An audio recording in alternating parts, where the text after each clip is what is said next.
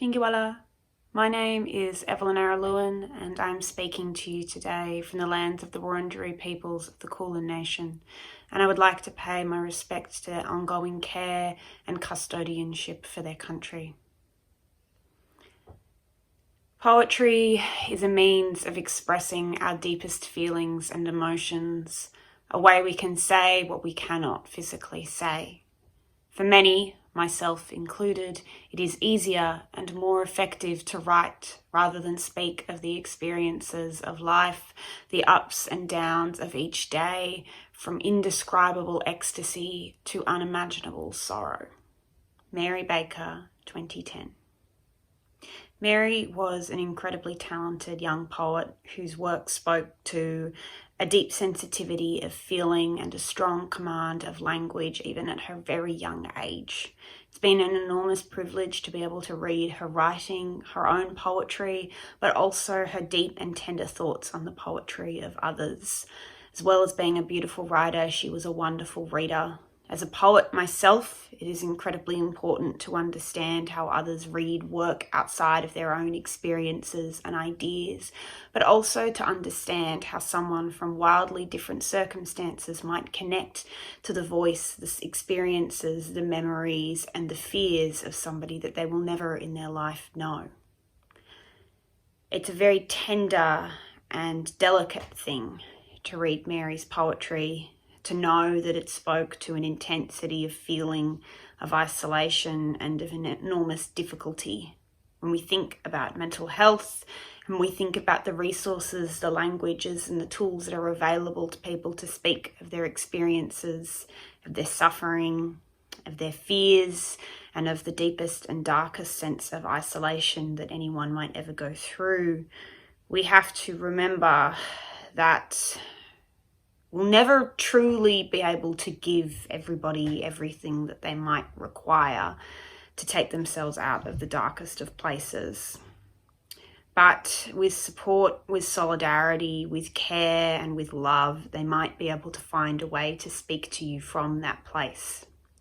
Mary spoke from that place, and her work is a gorgeous testament to the power of poetry to articulate the deepest and the darkest of feelings, those that are unfortunately still too difficult for us to be representing in mainstream media and society.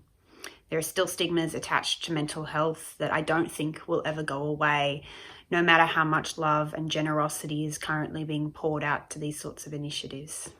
I am in awe of Mary's parents and the work that they have been doing, trying to speak across the difficulties and the sufferings that they know that so many out there will be experiencing in their lifetime, or that their loved ones will be experiencing.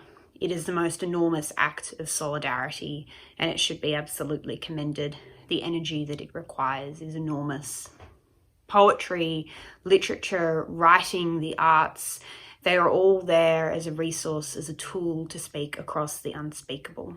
I'd like to share with you a poem that Mary wrote called The Key.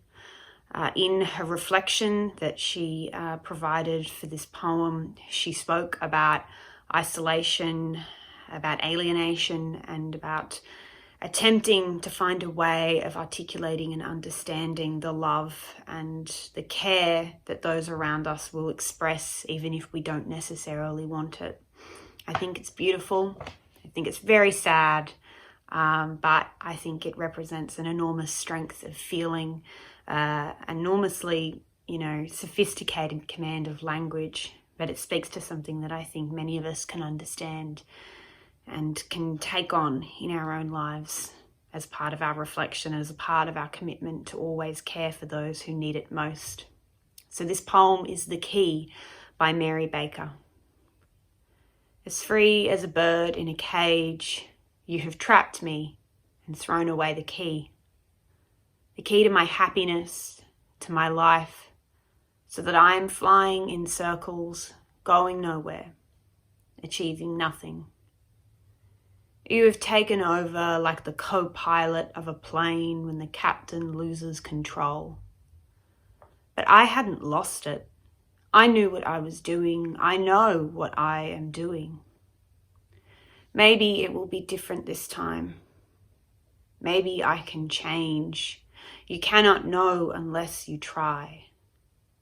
So, unravel this cocoon of your protection, untie this chain of your love, open the door, release me. Trust that I won't fly away. But if I do, trust that it is for the best. Let go of the past. Let go of your fear. Let go of my hand. Free us both from each other. You have the key. Thank you.